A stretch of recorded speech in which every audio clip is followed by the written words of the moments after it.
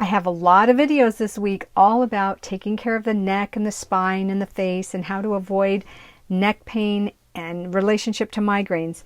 In this particular video, I am using techniques actually given by Harvard Medical School so that you know that even the medical community really reiterates the importance of spinal care to avoid neck pain, back pain, and it actually works for migraines too. Harvard Medical School recommends the following things to help you with neck and back pain. Number 1, don't lead with your chin. Avoid the tendency to have your head forward like what we do when we're looking at our cell phone, etc. Number 2, elevate your work level so that your screen is at eye level and you don't have to look down to look at your screen.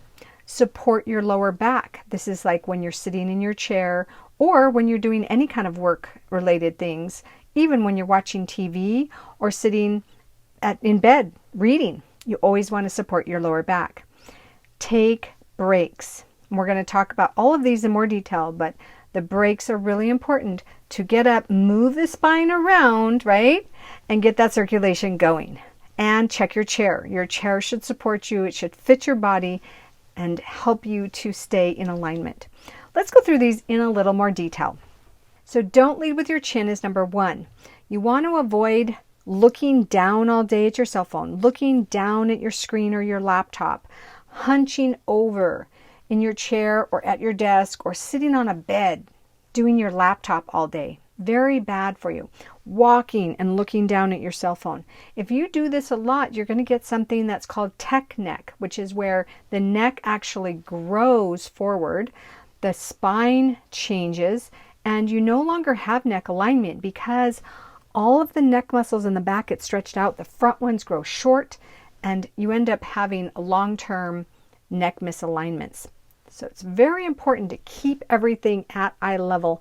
And when you're cooking and doing things like tasks at home or at work, you want to be conscious of your spinal alignment. Make sure you're not looking down all the time. Number 2, elevate your work level. This means raising up your screens, your cell phones, your laptops, and getting a separate screen from your laptop and having that as what you're looking at. This will help you stay more in alignment. So see the ergonomic chart at the bottom left here? The screen is at eye level or just below eye level, and everything's in a neutral position. This will use the least amount of muscles during the day and help your spine stay aligned so you can have optimal circulation. And then no matter what you're doing, you want to be ergonomic. Whether you're at a desk, whether you're at a standing desk or a sitting desk, or you have other jobs where you are moving around, you still want to do your job where your spine is aligned. Now, a lot of companies are starting to really help support the spine with the equipment like you see here. There's all kinds of new technology to help us support the back and not wear out our bodies while we're working. I love what Harvard said here. Your neck does not exist in isolation. The force exerted by the effective weight of your head, it needs to be distributed all the way down your spine. So therefore, any support given to the low spine will actually relieve pressure on the neck. It all works together. If you have neck pain, just know that it could be coming from your back and vice versa. Take hourly breaks. I couldn't even emphasize this enough. Most of us are sitting way too much. We don't have enough elevated time where we're walking around, moving our spine, getting some exercise, getting some stretches. So the idea to set a timer to remind you every hour is so valuable. Get up every hour, walk around, stretch, check your posture again, make sure you're aligned. This is so important. And I would say, if I had to say the number 1 thing to do, I would say it's this, because being sedentary is really difficult for the spine to get the circulation up to the brain, to get the circulation to all the nerves throughout your body, and to keep everything working right. Spinal fluid is like a lubrication, and it comes up and it nourishes the brain, it cools it off, it lubricates all the nerves. Yeah, movement is the key. And then lastly, check your chair. Now we're all different, right? And we all need different types of alignment. Maybe we've had injuries, maybe we have weaknesses in certain muscles. So we have to look for the chair and sitting position that works best for us, or standing position, right? And sometimes there's a lot of work environments where you have to share a chair with other people on a different shift. And if you don't get to customize your chair, I would still encourage you to talk to your company and see if there's a way to do it. Because I helped consult with HP for a while on ergonomics for some of their people who sat in a chair a long period of time, and they had shifts, but they would actually label chairs for certain people that had different health issues or back problems. And we would have different computer mice, different screens, and different heights, and different standing desks for different needs. So make a request. If you need a special chair, even if you share a chair with other people, make that request. Your chair needs to fit your body, and it's ideal when everything can be neutral and you're not having any strain on your back or neck, and it's your low back is supported, your neck is over your spine all day long. Driving's another important one.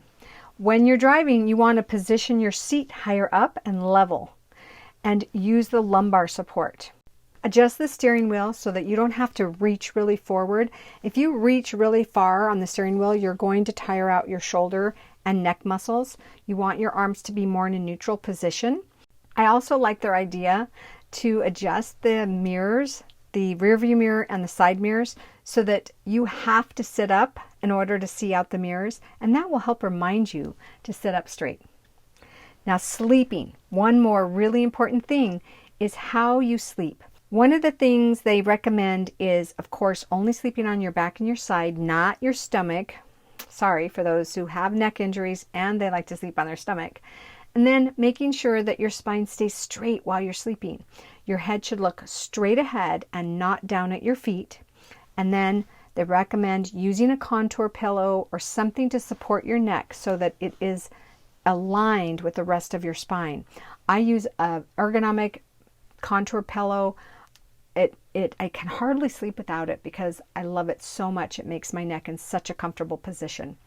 The bottom line is that your spinal health is up to you, and it makes a big difference in headache pain and back pain. Keep in mind that we want to get circulation up the spine, into our head, up our necks, through our backs, and we want all the nerves in our spine to be nourished and working well. And all of that requires our conscious effort. We have to watch our spine alignment. We have to use the correct muscles. We have to do enough movement so that our spine is getting the circulation that it needs and our blood is getting the circulation it needs, and keep our position so that we're not impinging upon nerves and blood flow to the head. And that includes the jaw, because when our neck is not aligned, a lot of times our jaw will tighten. For more information about the article from Harvard, I did include the link. And it's the same stuff we've been teaching, but it is now medically confirmed that you are encouraged to take care of your spine to feel your best. And I'm testimonial that it works.